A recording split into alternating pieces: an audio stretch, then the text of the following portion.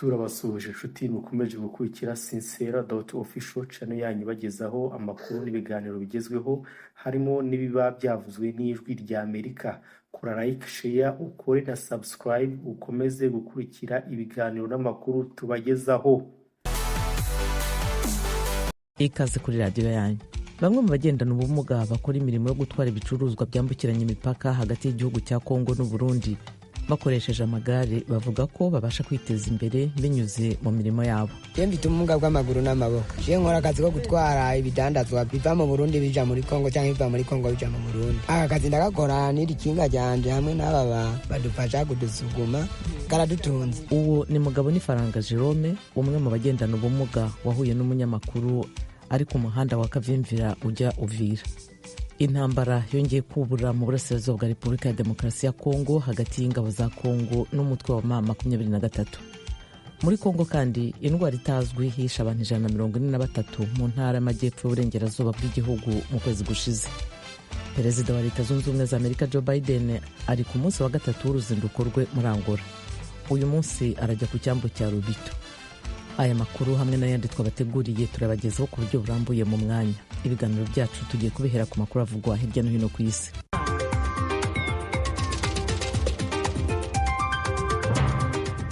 Muri Kongo indwara itazwi yishe abantu 143 mu ntara y'amajyepfo y'uburengerazuba bwa Repubulika ya Demokarasi ya Kongo mu kwezi gushize kwa 11. Fide Niyongabo arakomeza inkuru. Abandu iyo ndwara bafise ibimenyetso nk'ivy'ibicurane birimwo umuriro mwinshi mu mubiri hamwe no kumeneka umutwe. Vyatangajwe kuri uyu wa mbere na Remi Saki, cegera ca buramatari w'intara ya Kwango iri mu manuko bushira uburengero bwa Kongo, n'umushikiranganje w'amagara y'abantu Apollinaire Yumba. Umugwi w'abaganga bararungitswe muri ako karere gufata ibipimo kugira bamenye iyo ndwara iyo ariyo. Ibintu birateye impungenge cane mu gihe ibitigiri vy'abandu iyo ndwara itaramenyekana bibandanya kwiyongera, nk'uko bitangazwa na Seforien Munzanza ayoboye ishirahamwe ryitaye inyungu z'abanyagihugu. Yatangaje ko hari kibazo kijanye no gutanga imiti muri ako karere. Yavuze ko abantu bagwaye bapfira mu ngo zabo kubera kutavugwa. Umuhinga mu vyerekeye indwara zibiza wo mu karere ko mu manuko bushira urengero bwa Kongo yatangaje ko abafasoni n'abana aribo basinzikajwe n'indwara nshasha itaramenyekana. Umuvugizi w'ishirahamwe ry'amagara y'abantu ku isi OMS kuri uyu wa kabiri yatangaje ko iryo shirahamwe ryaronse amakuru ku vyerekeye iyo ndwara itaramenyekana mu ndwi irangiye. Yavuze ko ishirahamwe OMS ririko rikorana n'ubushikiranganje bujejwe amagara y'abantu muri Kongo ku bijanye no gukora amatohoza kurushiriza kuri yo. Tukiri muri Kongo, intambara hejo kwa kabiri yongeye kubura mu burasirazuba bwa Repubulika ya Demokarasi ya Kongo hagati y'ingabo za Kongo n'umutwe wa M23. Impande zombi zarenze ku masezerano yo guhagarika imirwano mbere y'ibiganiro bigamije kubahuza. Inkuru nayo mugezwaho na Fide Niyongabo. Ni ncuro yo kurenga ku masezerano yo guhagarika ingwano kubaye imbere y'ibiganiro byo guhuza impande zitana mu mitwe bishobora kuba. Igisirikare ca leta ya Kongo catangaje ko abagwanya ubutegetsi bo mu mugwi M23 batakaje abantu benshi mu ngwano yabereye muri teritwari ya Rubero mu ntara ya Kivu yo mu buraruko ku munsi wa mbere, harimwo abatari bake bakomeretse. Umuvugizi w'umugwi M23 mu butumwa ku rubuga X yavuze ko uwo murwi watewe n'igisirikare ca leta mu masaha ya kare yo kuri wa kabiri. Leta ya Kongo n'ishirahamwe mpuzamakungu ONU vyagiriza u Rwanda ko rushigikiye umugwi M23. Ico gihugu gihakana ivyo birego. Yamara mu kwezi kwa kabiri k'uyu mwaka u Rwanda rwatangaje ko rwakomeje umutekano warwo ku rubibe na Kongo ruhashira inteko n'ibigwanisho vya rutura.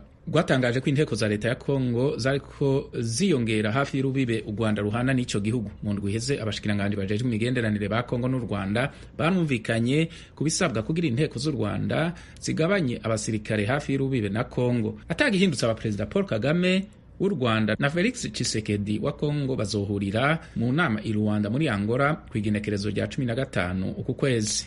Abanyagana barimo baritegura amatora y'umukuru w'igihugu azaba tariki 7 z'uku kwezi kwa 12, aho miliyoni zirenga 18 biyandikishije gutora kandi biteguye kumvikanisha ijwi ryabo ku bibazo by'ubukungu biri mu gihugu. Inkuru nayo mugezwaho na Fidel Niyongabo. Abanyagihugu bakwije imyaka yo gutora baturuka mu ntara zose uko ari 16 zigize Ghana bariyandikishije kugira batore bahitamwo umukuru w'igihugu n'abashinga amateka 276 mu bibanza vy'amatora 40,976. Ayo matora azoba abaye mu gihe abanyagana bahanzwe n'ibibazo vy'ubuzima butera buzimba kurushiriza bivuye ku biciro vy'ibintu vya ngombwa vyiyongeye bikomeye cyane n'ubutunzi bw'igihugu butifashe neza. Ibibazo biraje ishinga cyane abatora birimo imigambi yo kugwiza ubuzi, ikibazo cerekeye igisata c'indero n'amagara y'abantu hamwe n'imigambi yo guteza imbere ivyerekeye inyubako. Bitegekanijwe ko abiyandikishije kugira batore muri rusangi 18,774,159 barimwo 459,291 bazoba batowe bwa mbere. Ku banyagana batari bake, amatora yo ku munsi wa gatandatu w'indwi n'igipimo ku cizera abanyagihugu bafitiye abayobozi babo.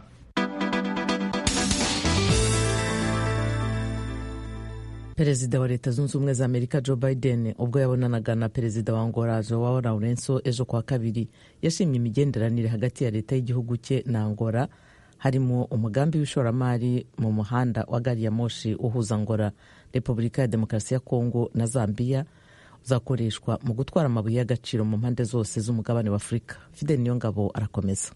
Perezida Joe Biden yabitangaje igihe yabonana na perezida wa Angola Joao Lourenço ku mugwa mukuru wa Angola Rwanda. Abo bategetsi bompi baganiye ivyerekeye ubudandaji n'imitahe vyotuma amashirahamwe y'ibihugu vyompi ahiganwa neza kandi akingira inyungu z'abakozi. Umugambi ukomeye leta ya Biden iriko ishimikira ko werekeye kunagura inzira ya gari ya moshi mu ntumbero yo kwihutisha igikorwa cyo kurungika ubutare bufise akamaro gakomeye cyane mu bijanye n'ubuhinga bwa none buvanywe muri Repubulika ya Demokarasi ya Kongo bugana ikivuko cyo mu gisagara ca Lobito cyo muri Angola kiri ku nkengera z'ibahari Atlantique. Uwo mugambi wo kunagura inzira ya gari ya moshi nta kigoro ka Amerika ko guhangana n'igihagararo n'inguvu z'Ubushinwa bitera vyiyongera ku mugabane wa Afrika. Leta ya Amerika yemeye gutanga amafaranga arenga miliyaridi 3 y'amadolari agenewe imigambi ijanye n'inyubako muri Angola. Ayo mafaranga azokoreshwa mu gushigikira umuhora wiswe Lobito Trans-Africa Corridor ugenewe gufasha kwihutisha iterambere mu butunzi no guhuza amasoko yo muri uwo muhora n'amakungu. Perezida wa Amerika Joe Biden ntiyacishije mu kanwa Ubushinwa mu vyo yabwiye abamenyesha makuru mu ntango y'inama na perezida wa Angola Joao Lourenço. Ku muhingamo wo kuri uyu wa kabiri, Perezida Biden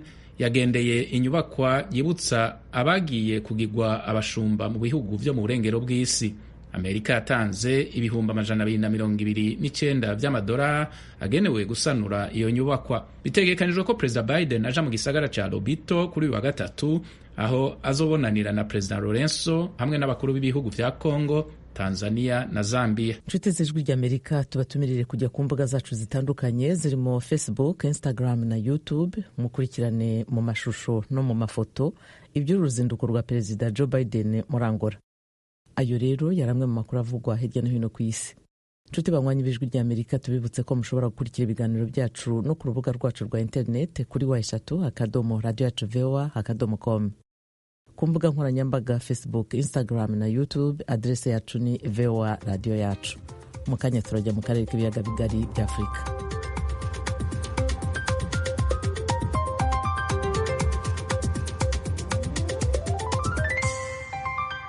Duhere muri Kongo. Bamwe mu bagendana ubumuga bakora imirimo yo gutwara ibicuruzwa byambukiranya imipaka hagati y'igihugu cya Kongo n'u Burundi bakoresheje amagare bavuga ko babasha kwiteza imbere binyuze mu mirimo yabo. Bamwe mu batwara imizigo n'abakora ubwo bucuruzi bavuga ko bubatse amazu, abandi bakishyurira abana amashuri ya kaminuza. Ni inkuru y'umunyamakuru Vedaste Ngabo uri Uvira. Ugeze ku mpaka wa Kavimvira uhuza Kongo n'igihugu cy'u Burundi, uhura na bamwe mu bagendana ubumuga batwaye ku makinga yabo bimwe mu bicuruzwa birimo ibifungurwa, amazi, amata, amafanta ndetse n'amakara. Bamwe muri bo bagaragara bafite ubumuga bw'amaguru, abandi nabo bafite ubumuga bw'amaboko. Ariko aba bose ntibibabuza gukora, kuko uhura nabo ku muhanda bari ku makinga yabo, abantu babiri bari inyuma yabo bagenda babasunika. Mugabo ni Faranga Jerome agendana ubumuga. Twahuye nabo mu muhanda wa Kavimvira ujya Uvira atwaye imizigo bari kumusunika. Yemeza yuko ku munsi yo yakoze neza akorera $20 hafi 20. Je mfite ubumuga bw'amaguru n'amaboko. Je nkora akazi ko gutwara ibidandazwa biva mu Burundi bija muri Kongo cyangwa biva muri Kongo bija mu Burundi. Aka kazi ndagakora n'iri kinga ryanje hamwe n'aba badufasha kudusuguma karadutunze. Dutwara ibidandazwa byose. ibidandazwa byose bica mw'iri barabara. Ico nageze kuri aka kazi ndamaze kuronka amakinga yisununuye atwara ibidandazwa byinshi. Mu muryango nditunganije, yego muhiri wanje hameze neza. Ku munsi ndashaka kuronka 50 ku munsi. $20 nk'akarori $20 ndazironka ku munsi. Nikubwira abantu bagendana ubumuga bagenda basega. Abagenda basega novuga ati barazizwe n'amajambere, ahubwo boza tukakora. Mu gihe kuri itariki ya 3 z'ukwezi kwa 12 ari umunsi mpuzamahanga w'abagendana ubumuga, bamwe muri bo bagaragaza ko kuva mu nzu no mw'ibarabara gusabiriza bakajya mu mirimo byatumye biteza imbere binyuze mu mirimo yabo bakora yo gutwara ibicuruzwa muri Kongo no mu Burundi. Kibazoheza Pascal ni umugabo uri mu kigero cy'imyaka 60, amaze imyaka irenga 20 atwara imizigo ku ikinga. Jewe mfise abana bose hamwe bari 15, mwabo bose n'ukuri baramerewe neza, ntawumerewe nabi arimwo. Kubera iki aka kazi nirirwa ndakora, abafise n'abamaze kumara n'abandi bakiriko bariga bamaze kaminuza. Oya bariko umwe babiri nibo bari muri kaminuza, babiri nabo barahejeje baca baricara. Ni gute wishura abana kaminuza kandi ugendana ubumuga? Ubu buryo bwanje nyene bw'ikinga nibwo buriko burabahereza ubwo bumenyi, nta kindi noba ndabarengeje ko mugabo homba sintawe mpangiye kubera aka gakinga karamfashije. Wavanyemo inzu? Yego, n'inzu irimwo ni parasera yiwanje. Abacuruzi bo mu mujyi wa Uvira na Bujumbura bakoresha abagendana ubumuga mu bwikorezi bw'ibicuruzwa byabo bavuga yuko hari inyungu babonamo cyane kuba abagendana ubumuga batwara imizigo yabo kuko boroherezwa cyane ku mipaka. Mwe abagendana ubumuga barakora neza cyane, baradutwarira imizigo. Yego, nk'ubu jewe bantwariye igitoki, bantwariye ibiraya, bantwariye itomati n'ibitunguru, bumvikanye ibeyi, ndamuhereza akantwarira akanshikanira hajya ku mabajaji kugira turonke ingene twiyunguruza, kuko urabona ko ngaha hagati atakuntu twokwiyunguruza, imizigo yoturusha kuyikorera ku mutwe. Aba bagendana ubumuga batwara imizigo muri Kongo no mu Burundi, bamwe muri bo bavuga yuko iyi mirimo bakora yatumye bashaka neza, kuko mbere byarabagora gushaka abagore bifuza kubera bamugaye. Bamwe muri bo bavuga yuko bashatse abandi bamugaye, abandi bagashaka abakobwa babyariye iwabo. Kugira shake napimye abagore 5 bose batavuga mboya kubera wowe ndakazi ufisi kandi numva urumva ndamaguru ufisi wowe ndubishobokana, ariko najyo nanguma ndashaka ndongora umugore wiza amashuri. Rero bajye bo kwiga urumva bafisi yabo ideology mu mutwe yo kuvuga mpaka rondero umugabo ujya wize kandi afite nakazi tangura kubona ikinga. Rero iyo uzavugisha bose batatangura rero kwemera, kubera rero usanga uyu ndashobora kubura ibiryo kubera afise ikinga no gumara jabuka ku mupaka. Twashatse kumenya imibare y'abagendana ubumuga banyura ku mupaka bakavimvira batwaye imizigo ntibyadukundira, ariko amwe mu mashirahamwe yabo yerekana ko abarenga 100 barimo abagabo n'abagore batwara imizigo yambukiranya imipaka ya Gatumba na Kavimvira. Usibye umubare munini w'abagendana ubumuga bafite imirimo yo gutwara imizigo ku makinga muri Uvira, usanga bake ari abakora imirimo yo kudoda inkweto ndetse n'imyenda, undi mubare mutoya ari ukora mu mishinga no muri leta. Ubuyobozi bwa societe civile mu mujyi wa Uvira bwicara bukangurira abantu kubahiriza uburenganzira bw'ababana n'ubumuga, naho leta yo ivuga yuko yubahiriza uburenganzira bwabo kuko bafite umuministire ku rwego rw'igihugu. Vedaste Ngabo, Ijwi rya Amerika, Uvira. Radio Ijwi rya Amerika, ibiganiro byacu birakomeje. Amatora n'inzira ya demokarasi byifashe gute mu bihugu byo mu majyepfo y'Afrika? Mugenzi wacu Fidel Niyongabo yaganiriye n'impuguke mu bya politiki Zeno Ndayisenga uba i Pretoria muri Afurika y'Epfo, atangira avuga ku matora aherutse kuba muri Namibia. Nibaza yuko amatora yo muri Namibia ariko arerekana nk'uko n'ibindi bihugu mu miseze byagaragaye byabayemo amatora byo muri Afrika y'ubumanuko. Amatora yo muri Namibia aragaragaza yuko icyizere cy'umugambwe uri ku butegetsi SWAPO yuko kitari cyinshi ugereranije nuko vyahora bigenda mu yandi matora mu yindi myaka. Naho nyene bagerageje bakashiraho umukandida w'umukenyezi, biragaragara yuko intambwe ikiri ndende kugira ngo bagarukane icizere hanyuma ngo bashobore kuronka amajwi menshi nk'uko vyahora. Muravye amatora muri rusangi yabaye muri ako karere ko muri Afrika yo mu bumanuko, ubona icizere cy'abanyagihugu gitera kigabanuka canke baracabandanya bashira icizere cyane kuri iyo migambwe imaze igihe kirekire ku butegetsi? Ariko uravye hamwe nko mu gihugu ca Botswana Botswana. Umugambwe wari ku butegetsi umaze imyaka 58 waravuye ku butegetsi, barawiyamirije abanyagihugu. Mubibona gute muri rusange? Mu bisanzwe ngira muhora muvyumva ko basokuru kenshi bavuze yuko ngo amashi arandukira. Rero umuntu ariko arabiraba mu aka karere biragaragara yuko imigambwe iri ku butegetsi isa nk'uko abene gihugu basa nk'abatakiyizigiye cyane. Ego nivyo mwatanze akarorero k'ibyabaye muri Botswana, muhoho vyaragaragaye cyane aho opposition yatsinze burundu. Umugambwe wari uri ku butegetsi imyaka 60 uri ku butegetsi, opposition akaba ariyo yatsindiye kurongora igihugu. Ni ibintu by'imboneka rimwe, ariko abantu bari bagumye batitiriza babandanya bavuga bati uko bigenda kose umugambwe uri ku butegetsi wategezwa kuzova ku butegetsi. Rero ivyabaye muri Botswana n'ivyabaye ngaha muri Afrika y'Epfo mwumye mwaka karere nyene, murabona yuko atatandukaniro ririmo, kuko no ngaha muri Afrika y'Epfo umugambwe ANC murazi ko warose ibice 41%. Ego nivyo naho ari wo wari wiganje uri imbere, iyindi migambwe ikabitashoboye gushikana ivyo bice, ariko nawo murabona yuko vyanse ko ushobora gushinga leta wonyene gushikaho ibyo byabaye ngombwa ko yategejwe guhamagara iyindi migambwe mike byakebana kugira ngo bashobore gushinga leta. Murabona ko byabaye ngombwa ko ihamagara DA umugambwe wiganje mu abazungu, hanyuma n'iyindi migambwe mito mito kugira ngo bashobore gukwiza ibice 50%. Karere abanyagihugu batakize imigambwe iri ku butegetsi. Ico cizere gike kiva kuki cyane cyane mwitegereje neza mwe mukurikirana politike muri ako karere ku vyereka abanyagihugu muri make? Nkuko nabivuze no mu kindi gihe ndiko ndabasesangurira, naraberetse neza yuko ugwaruka rutizigiye iyo migambwe iri ku butegetsi. Ikindi nuko ideology z'iyo migambwe usanga zisa nuko zivuga ku bintu vya kera, ntizihagarare cyane cyane ku bibazo biba bihanze ugwaruka.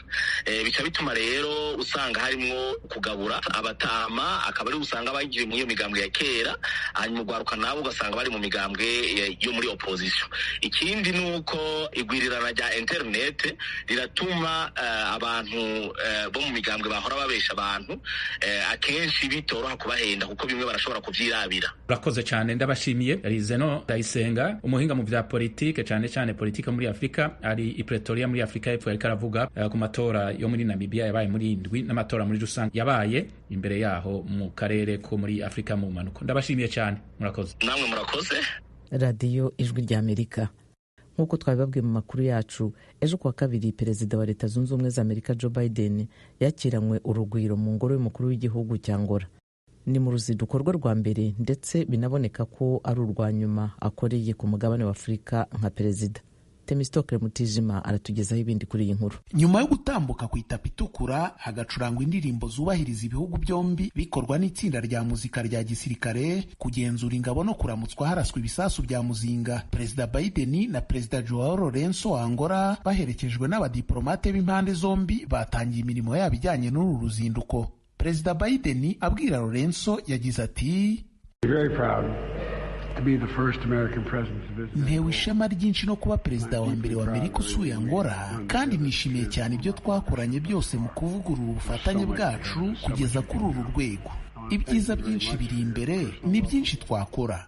Umujyanama mukuru w'ubutegetsi bwe ushinzwe Afurika yabwiye Ijwi ry'Amerika ko Biden afata Angola nk'ikimenyetso ndashidikanywaho cy'umubano ushingiye ku bufatanye na leta ya Washington.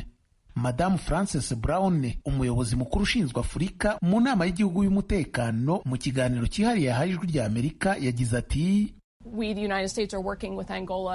twe nka Leta Zunze Ubumwe za Amerika turimo gukorana na Angola ku bintu by'ingenzi cyane. Icya mbere ni ugutsimbataza amahoro n'umutekano mu burasirazuba bwa Kongo. Ikindi ni ukongera amahirwe y'iterambere ry'ubukungu mu karere. Icya gatatu ni imikoranire mu by'ikoranabuhanga n'ubumenyi mu bya siyansi. Icyo Biden atakomojeho nibura ku karubanda ni imyifatire mibi ya Angola mu bijyanye n'uburenganzira bwa muntu.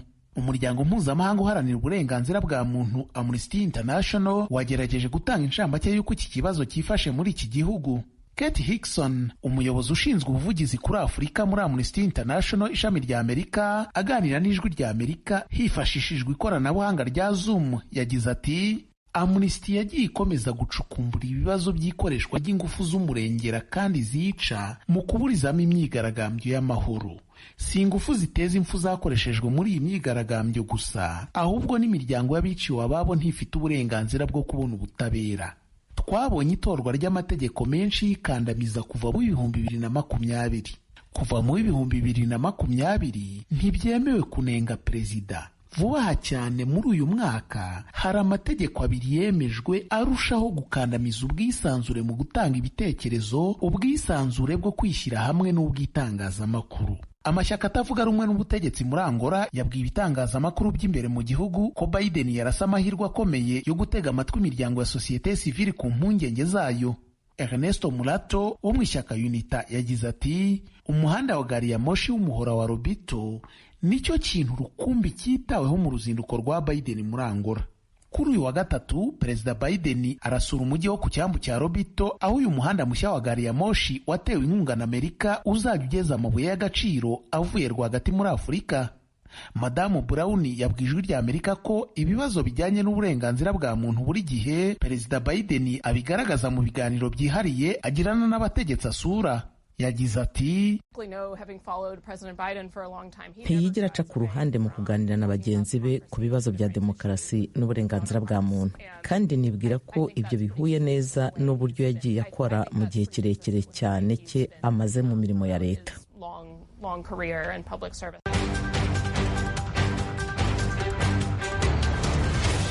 Nongere mbasabe inshuti banywanye kujya ku mbuga zacu zitandukanye zirimo Facebook, Instagram na YouTube, mukurikirane mu mashusho no mu mafoto iby'uruzinduko rwa Perezida Joe Biden muri Angola.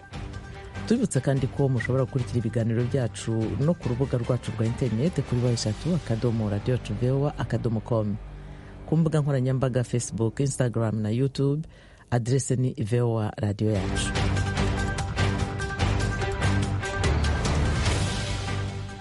Radio Ijwi ry'Amerika i Washington DC mu Kinyarwanda no mu Kirundi. Ni umwanya w'ikiganiro Amerikana ku byaranze Amerika mu bihe byahise no mu bihe tugezemo, ikiganiro mugezwaho na Thomas Kamirindi.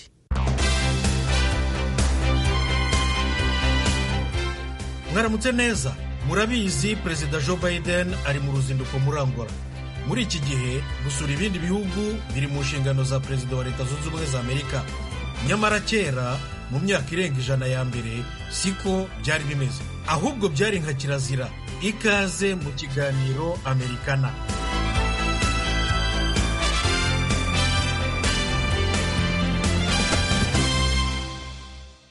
Perezida wa mbere na mbere wa Amerika George Washington yagiyeho mu 1789. Ntiyigeze ajya mu mahanga mu myaka 8 yamaze ari umukuru w'igihugu. N'abakurikiyeho 25 nuko. Uwa mbere wasohotse ni Theodore Roosevelt, perezida wa 26. Mbere ye abakuru ba Amerika bazitirwaga n'ikibazo cy'uburyo bwo kugenda bwihuta. Urugero, perezida wa 28 Woodrow Wilson, uwa mbere wagiye ku mugabane w'Uburayi ari umukuru w'igihugu mu 1918, yakoresheje iminsi 9 kugira ngo agereyo. Imyaka 40 nyuma yaho, perezida wa 34 Dwight Eisenhower we yakoresheje amasaha 9 gusa ku rugendo rumwe ku mugabane w'Uburayi ari umukuru w'igihugu mu 1959. We yagiye n'indege. Ikibazo cy'uburyo butihuta ariko siyo yari intambamyi nyamukuru, ahubwo ikibazo gikomeye ku bakuru ba Amerika nk'uko abahanga mu by'amateka na politiki basobanura, cyari uko abanyamerika batinyaga ko perezida wabo yajya kunamira umwami. Icyo gihe mu kinyejana cya 19 ibihugu by'isi yose byategekwaga n'abami, bityo abanyamerika bumvaga byakwangiza isura y'igihugu cyabo, kandi baracyubatse bashaka ko gitandukana n'icyo bitaga isi ya kera, isi ishaje. Uretse ibyo, hari n'abakekaga ko kujya mu mahanga ku mukuru w'igihugu cyaba ari icyaha kinyuranyije n'amategeko. Urugero ni nka perezida wa 18 Ulysses Grant wategetse kuva mu 1869 kugera mu 1877. Canada yaramutumiye arayisubiza ati ntibyigeze biba umuco ko perezida wa Amerika asohoka mu gihugu akiri ku butegetsi. yongeyeho ko hashobora kuba hariho n'itegeko ribimubuza, nyamara ntiryigeze ribaho na gato. Si we wenyine wabyemeraga, n'abanyapolitiki n'abaturage benshi niko babyiyumvishaga. Kugera ku rugendo rwa perezida Theodore Roosevelt muri Panama mu 1906, abashakashatsi bavuga ko rutateye impaka kuko yari agiye gukurikirana inyungu za Amerika. Ntiyajyanywe no gusura igihugu nyirizina, ahubwo yari agiye kureba aho kubaka umuhora wa Panama, Canal de Panama, byari bigeze. Ni umuyoboro wa kilometero 82 uhuza inyanja ya Atlantika n'iya Pasifika, woroheje cyane urujya n'uruza rw'amato n'ibicuruzwa. Mbere byagombaga kuzenguruka umugabane wose wa Amerika y'Epfo. Urangiye wahuranyije ubutaka, noneho amato akajya yambukiranya vuba vuba. Perezida Theodore Roosevelt yawushyizemo ingufu cyane mu kuwucukura. Amerika yawucukuye kuva mu 1904 kugera mu 1914 ubwo yawufunguye ku mugaragaro. Iyi ni radiyo Ijwi ry'Amerika yumvikanira i Washington DC.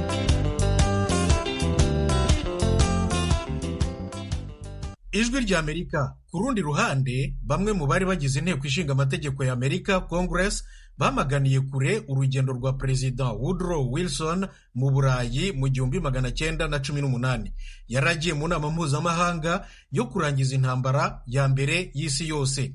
Ariko aba bo muri Congress bavuze ko atitaye ku kazi ke no ku nyungu z'igihugu, ahubwo ko ashyira imbere cyane ibibazo by'isi. Ndetse bashatse no gushyiraho itegeko rimwambura ubutegetsi rikabuha visi perezida we Thomas Marshall. Muri icyo gihe umukuru w'igihugu yari mu rugendo mu Burayi, rwose rwamaze amezi 2, ariko umushinga w'itegeko wo kumwirukana ku kazi ntiwatambutse. Kugera na nyuma y'intambara ya kabiri y'isi yose, kandi uruhare rwa Amerika mu buzima bw'isi rwari rwaragutse cyane, abanyamerika bumvaga ko diplomasi itari mu nshingano z'umukuru w'igihugu cyabo. Byagiye bihinduka buhoro buhoro, ku buryo noneho bakiriye neza uruzinduko rwa perezida wa 37 Richard Nixon mu Bushinwa mu 1972. Niwe perezida wa Amerika wasuye Ubushinwa bwa mbere na mbere. Guverinoma ye yarwise urugendo rwo kugurura amarembo aho kurwita urwa diplomasi gusa. Icyo gihe abanyamerika bari baratangiye kumva ko Amerika yabo igomba kuyobora isi yigenga, isi yisanzuye, kandi ko perezida wabo agomba kubigiramo uruhare rwa mbere. Nuko ingendo za perezida wa Amerika mu mahanga zabaye inshingano kugeza ubu. Ku baturage, umukuru w'igihugu cyabo ntagomba kwicara imuhira gusa muri Maison Blanche, White House, atazi ibipfa n'ibikira ku isi yose. Nk'uko tubisanga ku rubuga rwa White House, perezida wa Leta Zunze Ubumwe za Amerika agomba guhora yiteguye kujya aho ariho hose ku isi igihe icyo ari cyo cyose, byaba byarateguwe mbere cyangwa byaba bimutunguye abimenyeshejwe ako kanya. Abahanga n'abashakashatsi basobanura ko ingendo za perezida wa Amerika mu mahanga, kuganira amaso mu yandi n'abandi bayobozi b'isi no kubakira muri Amerika bifite akamaro kanini cyane ku nyungu z'igihugu cye mu rwego rw'ubukungu n'urw'umutekano. Nshuti zacu, ikiganiro Amerika nacyo umunsi ntaho gihumurije, mbashimiye ko mwagikurikiye.